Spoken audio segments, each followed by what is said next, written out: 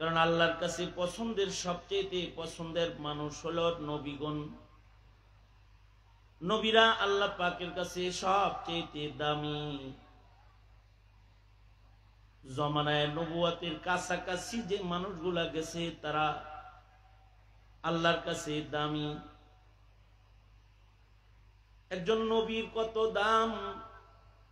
নবী যদি সবচেয়ে আদনা পয়গম্বর হয়, অর্থাৎ যে পয়গম্বরকে কেউ চেনে না, যে পয়গম্বরের নাম কেউ শুনে নাই, যে পয়গম্বরের মুজিজা সম্পর্কে কোরআন হাদিসে কোনো আলোচনা নেই, এমনকি যে পয়গম্বরের একজন উম্মত নাই, ওই পয়গম্বরেরও আল্লাহর কাছে এত দাম যে ওইরকম একজন পয়গম্বর যার একজন উম্মত নাই, একটা মুজিজা নাই, যার মুস্তাকিল আসমানি কিতাব নাই, কিন্তু নবীর লিস্টে খালি নামটা কোন রকম আছে, এমন একজন পয়গম্বর আল্লাহ পাকের এমন দামি মাহবুব, সারা দুনিয়ার সব উম্মত এক জায়গায় করলেও একজন নবীর মূল্য দেওয়া সম্ভব হবে না। নবী তো নবী, নবী এত দামি। সব নবীর নাম আমরা জানি না, কোরআন হাদিসে তো সব পয়গম্বরের নাম নাই। লক্ষাধিক নবী রাসূল দুনিয়াতে আসছে, কিন্তু আমরা নাম কি আর 1 লাখের জানি? লক্ষাধিক পয়গম্বর তো আসছে, সবার নাম আমরা জানি না। মসজিদুল আকসার আশপাশে হাজার হাজার পয়গম্বরের কবর আছে, সবার নাম আমরা জানি না। মসজিদুল আকসা 10,000 পয়গম্বরের কিবলা ছিল। 10,000 পয়গম্বর মসজিদুল আকসা এটাকে আল কুদুসকে কিবলা বানায় ইবাদত করছে। 10,000 নবীর নাম তো আমরা জানি না। অথবা আল্লাহর কোরআনে সব নবীর আলোচনাও নেই, আল্লাহর কোরআনে সব নবীর মুজিজা বর্ণিত নাই, নবীর হাদিসেও সব পয়গম্বরের আলোচনা নাই। কিন্তু পয়গম্বররা আল্লাহর কাছে পুরস্কৃত 1 নাম্বার কাফেলা, মুনআম আলাইহিদের 1 নাম্বার, তাদের দাম সবচেয়ে বেশি। দুনিয়ার সব উম্মত একত্রিত করলেও একজন নবীর সমান হবে না। জমানায় নবুয়তের ইতি ঘটেছে শ্রেষ্ঠ নবী, আপনার আমার নবী মুহাম্মদুর রাসূলুল্লাহ সাল্লাল্লাহু আলাইহি ওয়াসাল্লামের আগমনের মাধ্যমে। আমাদের নবী আলাইহিস সালাম তিনি পয়গম্বরদের পুরস্কৃত কাফেলার শেষ। আমাদের নবীজির পরে কিয়ামত পর্যন্ত আর কোন নবী নেই। আমাদের নবী শেষ নবী এবং শ্রেষ্ঠ নবী। বুঝে থাকলে বলেন, আমাদের নবীজির পরে কিয়ামত পর্যন্ত কেউ যদি নবী দাবি করে, সে কি আসল নবী না বর্ণ নবী? সে কি মুসলমান, মুমিন না কাফের? জোরে আওয়াজ করে বলেন, সে কি মুমিন না কাফের? তার অনুসরণ যারা করবে তারাও কাফের। কারণ আমাদের নবীজি শেষ নবী, নবীদের কাফেলা আমাদের নবীজির মাধ্যমে ইতি ঘটছে। মা কানা মুহাম্মাদুন আবা আহাদিম মির রিজালিকুম ওয়ালাকির রাসূলুল্লাহি ওয়া খাতামান নাবিয়্যিন। আমাদের নবী আলাইহিস সালাম সম্পর্কে আল্লাহ তাআলা বলেন, আমাদের নবীজি খাতামুন নাবিয়্যিন। আর আল্লাহর রাসূল নিজেও বলেন, আনা খাতামুন নাবিয়্যিন। আল্লাহর রাসূল বলেন, আমি নবীদের শেষ নবী, লা নবিয়্যা বাদি, আমার পরে আর কোন নবী নেই। নবী আলাইহিস সালাতু ওয়াস সালামের পরে কিয়ামত পর্যন্ত আর কোন নবী নেই। তবে নবীজির পরে যে যুগটা শুরু হয়েছে সেটা হলো জমানায়ে সিদ্দিকীন। জমিনে একটা সময় গেছে যেটা সিদ্দিকীনের জমানা। জমিনের মানুষগুলা সর্বোচ্চ, নবীদের পরেই তাদের মর্যাদা সর্বোচ্চ ছিল। ঘরে ঘরে সিদ্দিক ছিল, ঘরে ঘরে সিদ্দিক মুমিন ছিল, এমন একটা জমানা গেছে।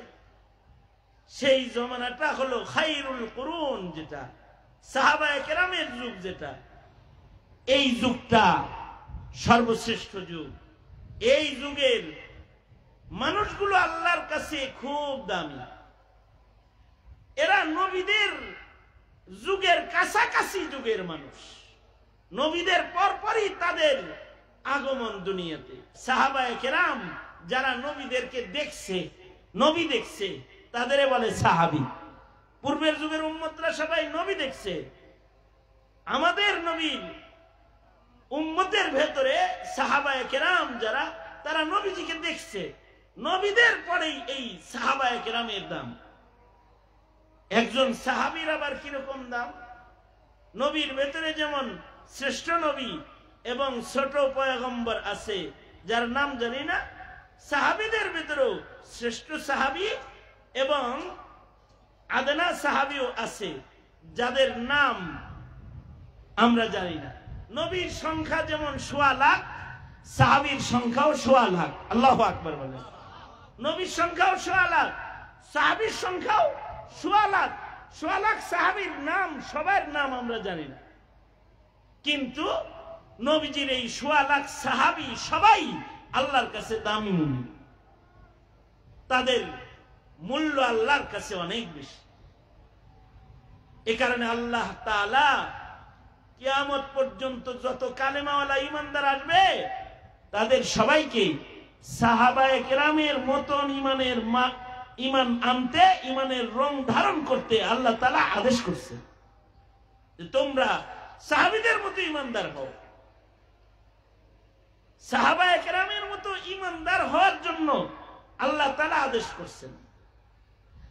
আর আল্লাহর রাসূল বলেন, ক্বালা রাসূলুল্লাহি সাল্লাল্লাহু আলাইহি ওয়াসাল্লাম আসহাবী কান-নুজুম বিআইহিম ইক্তাদাইতুম ইহতাদাইতুম।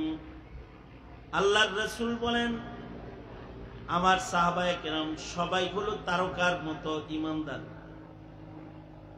আমার সাহাবায়ে কেরাম যাহা আছে এদের সবার ঈমান তারকার মতো উজ্জ্বল। ১.৫ লাখ সাহাবীর যে কোনো সাহাবী, তাকে যদি কেউ অনুসরণ করে, সারা দুনিয়া অনুসরণ করলে, আদনা সে আদনা সাহাবীর অনুসরণ করলে সারা দুনিয়া আল্লাহ পাকের মাহবুব হয়ে যাবে। সারা দুনিয়ার মানুষ যদি আদনা সাহাবীর অনুকরণ করে, এই মানুষগুলো আল্লাহর কাছে দামি মানুষ হয়ে যাবে। অথচ সাহাবায়ে কেরামের ওই যুগকে এই জমানার শিক্ষিত লোক যারা, ডিজিটাল লোক যারা, তারা মধ্যযুগ বলে গালি দেয়। আর ইসলাম বলে ওই যুগটা হলো স্বর্ণযুগ। ইসলাম বলে সাহাবীদের যুগ স্বর্ণযুগ, আর নাস্তিকেরা বলে সাহাবীদের যুগ মধ্যযুগ। ওরা মধ্যযুগ বলে সাহাবায়ে কেরামের জমানাকে গালি দেয়, কিন্তু সাহাবায়ে কেরাম তারা আসলে স্বর্ণযুগের মানুষ ছিলেন। ওইটা হলো খায়রুল কুরুন, স্বর্ণযুগ। আল্লাহর রাসূল সাল্লাল্লাহু আলাইহি ওয়াসাল্লাম বলেন, খায়রুল কুরুনি কারনি, সবচেয়ে উত্তম যুগ হলো আমার যুগ। আল্লাহর রাসূল বলেন, তুবা মান আমানা ওয়া রাআনি, ভাগ্যবান ওই লোকগুলো, দামি ওই মানুষগুলো যারা ঈমান আনছে এবং সরাসরি আমারে দেখছে, নবীজিকে দেখছে। আল্লাহর রাসূল সাল্লাল্লাহু আলাইহি ওয়াসাল্লামকে ঈমানের সাথে যে সাহাবী 1 সেকেন্ডের মুলাকাত আর সাক্ষাৎ পেয়েছে তার নাম সাহাবী। ঈমানের সাথে আল্লাহর রাসূলকে এক নজর দেখেছে এমন একজন সাহাবীর দাম অনেক। এমন একজন সাহাবীর উপরে আল্লাহ তাআলা রাজি, রাদিয়াল্লাহু আনহুম ওয়া রাযু আনহু। এই সাহাবীদের টোটাল ১.৫ লক্ষ সাহাবী আল্লাহর উপরে রাজি, আর মহান আল্লাহ ১.৫ লক্ষ সাহাবীর উপরে রাজি। সব সাহাবীদের উপরে আল্লাহ রাজি।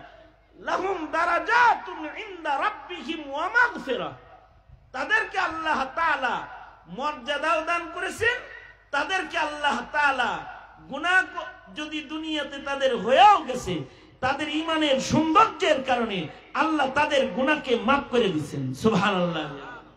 সাহাবীদের জীবনের গুনাহ মাফ, সাহাবীরা মাগফুর।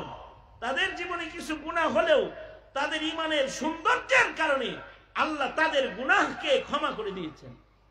সাহাবীরা গুনাহ করেন নাই তা না, সাহাবীদের জীবনে গুনাহ হয়েছে। নবীদের জীবনে গুনাহ নাই, আহলুস সুন্নাতি ওয়াল জামার আকীদা, নবীরা মাসুম। সাহাবীদের জীবনে গুনাহ থাকলেও সাহাবীদের ঈমানের সৌন্দর্য এত বেশি যে তারা মাগফুর।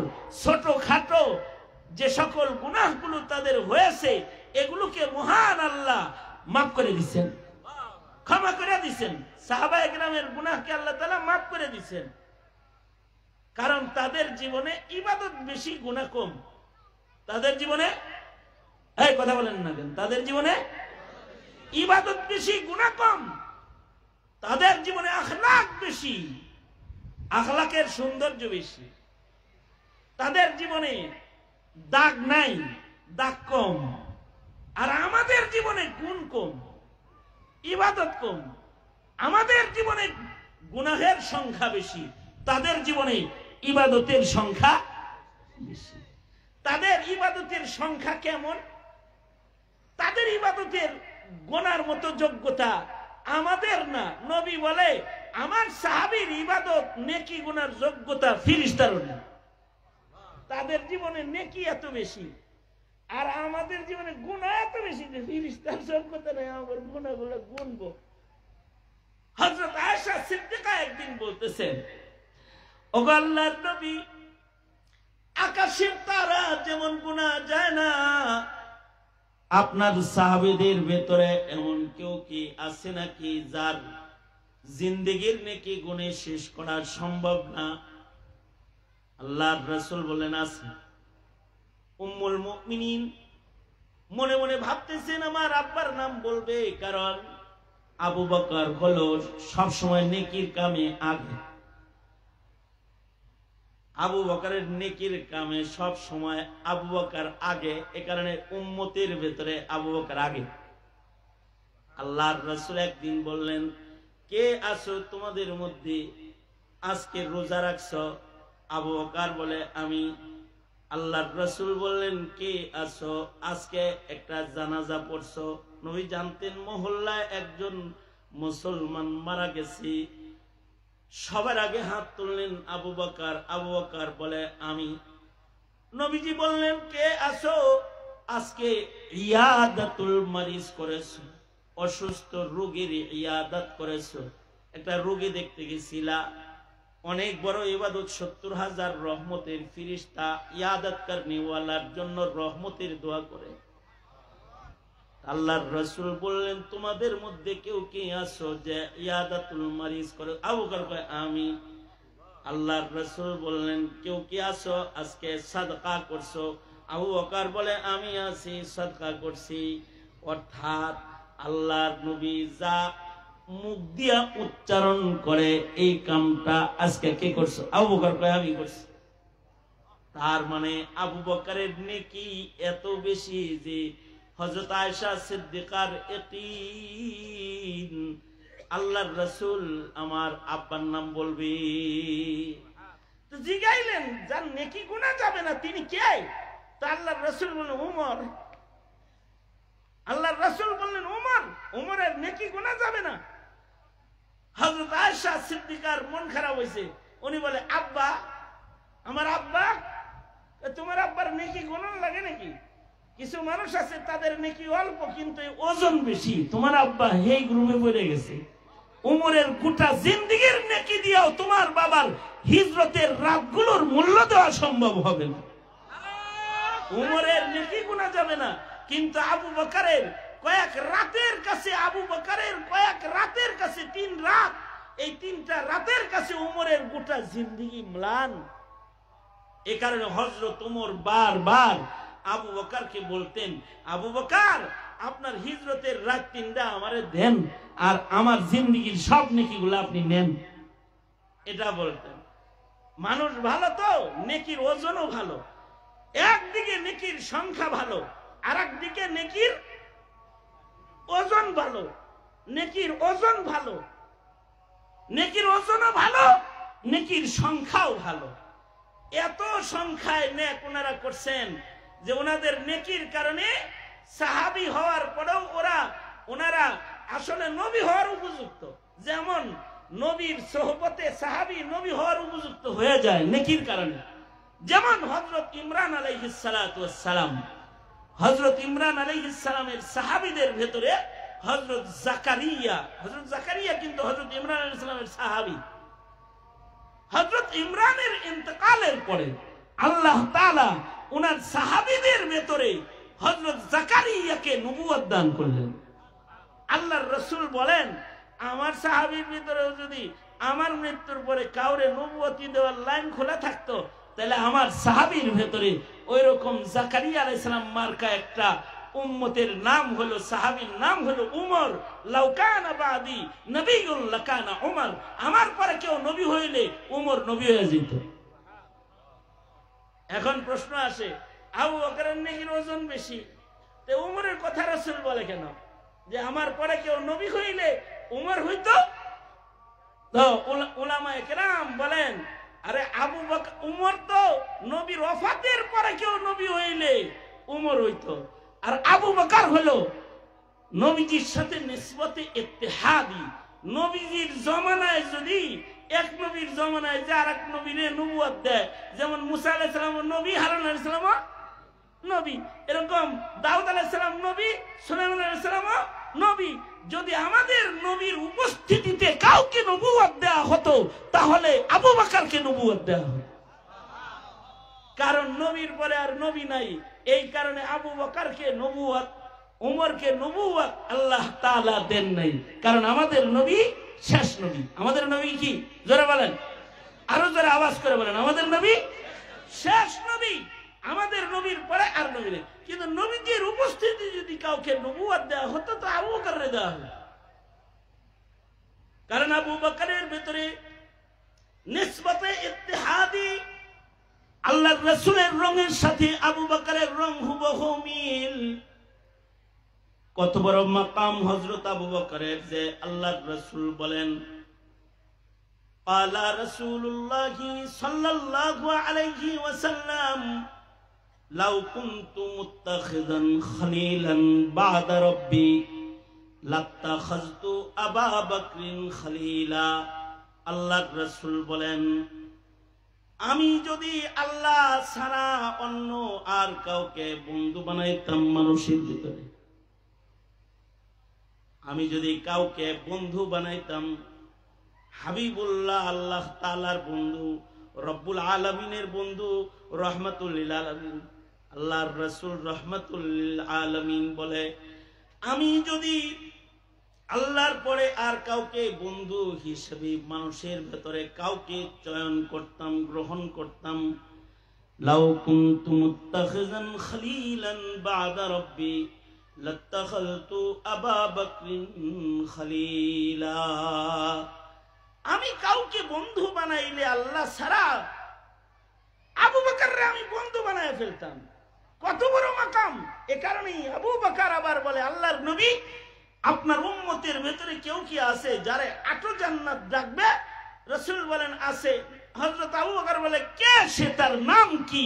আল্লাহর রাসূল বলেন, তুমি আবু বকরকে জান্নাতের আটো দরওয়াজা ডাকবে।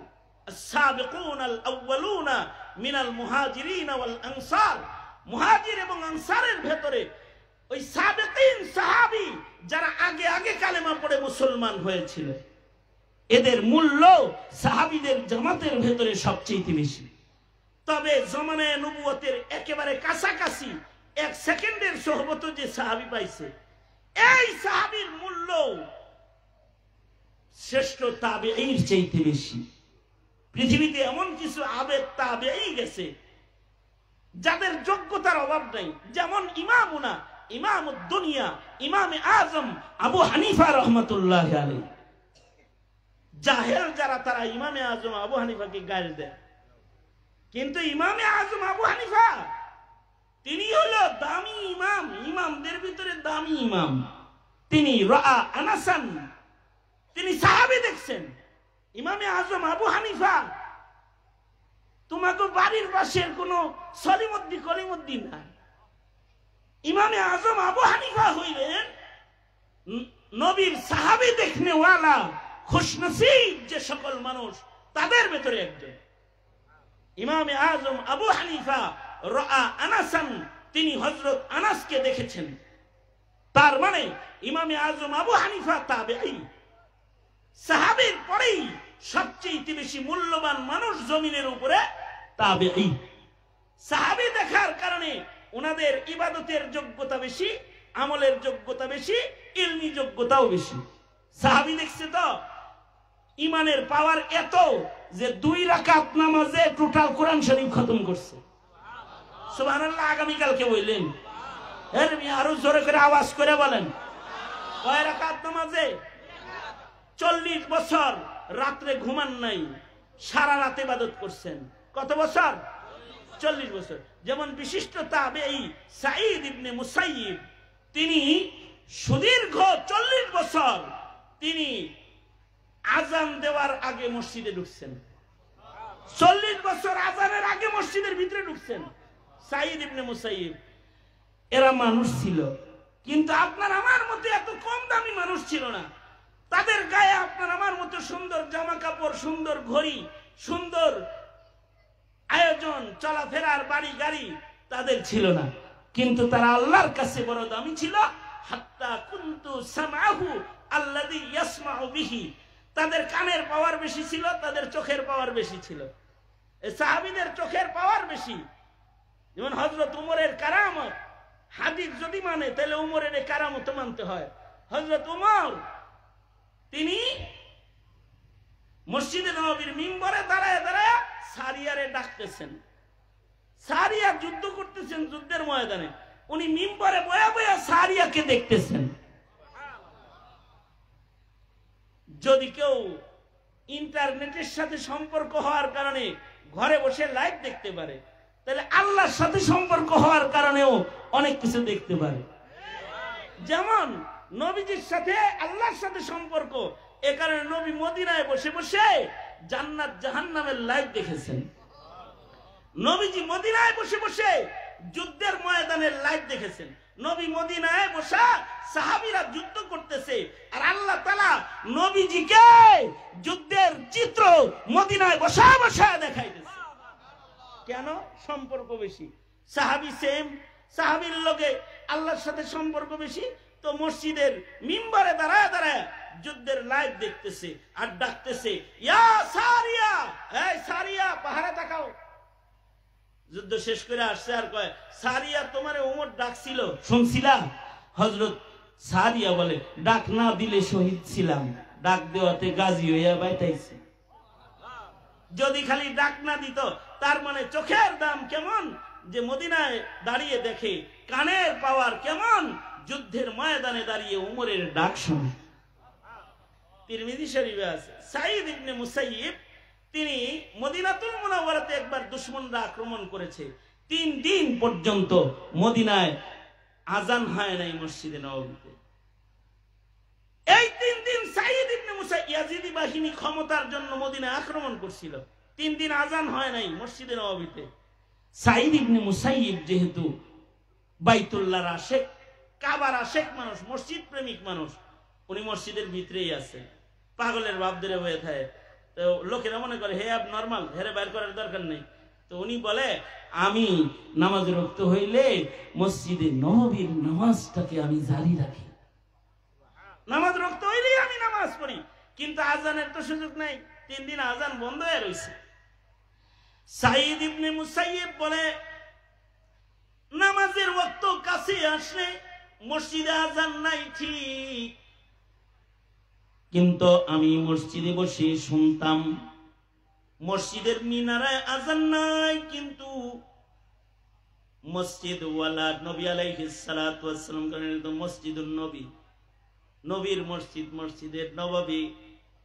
3 দিন রাজনৈতিক কলহের কারণে আজান বন্ধ রয়েছে বটে, কিন্তু সাঈদ ইবনে মুসাইয়িব বলে, নামাজের ওয়াক্ত কাছে আসলে আমি শুনতাম রওজায়ে আতহার থেকে সরওয়ারে দু আলম নবী আজান দিতেছে।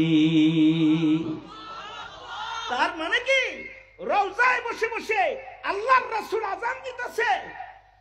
রওজার থেকে নবী আজান দেয়। বলবেন কবরের ভিতরে আজান হয়, নামাজ হয়? হয় তো, বুখারীতে আছে, নামাজও তো হয়। আজান হইতে সমস্যাটা কি? নামাজই তো হয়। মেরাজের বর্ণনা পড়েন, আল্লাহর রাসূল যাচ্ছেন মেরাজে, নবীজি বলেন আমি উপর দিয়ে যাইতেছিলাম, নিচে তাকায় দেখি মুসা নবী কবরে নামাজ পড়তেছে। সেই হাদিস। তাহলে কবরে নামাজও আছে, আজানও আছে, কবরে তিলাওয়াতুল কোরআনও আছে। হাদিসের দ্বারা সাবেত যে আল্লাহর প্রিয়রা কবরে কোরআন পড়ে, কোরআন পড়তেছে। সকল নবীরা যেহেতু কবরে জিন্দা, কোন কোন মুহাদ্দিসরা ওই রিওয়ায়াতকেও এনেছেন যে নবীরা শুধু আজান দেয় নামাজ পড়ে তা না, নবীরা হজ মৌসুমে হজ করতে পারে। হজের মৌসুম হলে নবীরা কবর থেকে বেরিয়ে আরাফার মাঠে হাজিরা দেয়, আরাফায় আসে, হজ্জে বাইতুল্লাহ করতে আসে। নবীরা কবরে আল্লাহ পাকের কাছে দোয়া করে। নবীরা, সকল নবীরা কবরে জিন্দা। নবীরা কবর থেকে বেরিয়ে আসে, এটা হাদিস দিয়ে সাবেত করবেন করা যায়। মেরাজের রাতে আল্লাহর রাসূল সাল্লাল্লাহু আলাইহি ওয়াসাল্লাম মসজিদুল হারাম থেকে যখন মসজিদুল আকসায় দাঁড়াইছে, সব নবীদেরকে আল্লাহ তাআলা কবর থেকে বাইর করে মসজিদে আকসায় নিয়ে আইছে। আল্লাহু আকবার, জোরে করে বলেন আল্লাহু আকবার। এই একজন রে আনছে না সবাই রে আনছে? কথা বলেন, একজন রে আনছে না সবাই রে আনছে? বাবা আদম রেও আনছে কি আনে নাই? মুসা কালিমুল্লাহ আসছে কি আসে নাই? খলিলুল্লাহ আসছে কি আসে নাই? সব নবীরা আসছে। এমনকি ঈসা আলাইহিস সালাম যাকে আল্লাহ তাআলা আকাশে উঠায় নিয়ে গেছেন, ওনারা আনছে। সব আসছে, সব নবীরা কাতার হয়ে দাঁড়াইছে। আর আমার নবীজির দিকে জিবরাইলের ইশারা, ওগো সরকার আজকের জামাতের ইমামত আপনি ছাড়া আর কাউকে মানায় না, সামনে দাঁড়ায় যান, নামাজ পড়েন, আপনি নামাজের ইমামতি করেন। নবীরা কবর থেকে এসে জামাতেও শামিল, নামাজও পড়ে, নবীর পিছনে সাইয়্যিদুল মুরসালিনের পিছনে জামাতেও আসে, হজেও আসে, দাঁড়িয়ে নামাজও পড়ে। যদি এগুলো সাবেত হয় তাইলে নবী আজান দেয়, সাবেত হইতে অসুবিধাটা কি? কি অসুবিধা? আল্লাহর রাসূল সাল্লাল্লাহু আলাইহি ওয়াসাল্লাম আজান দিতেছেন কবরের ভেতরে।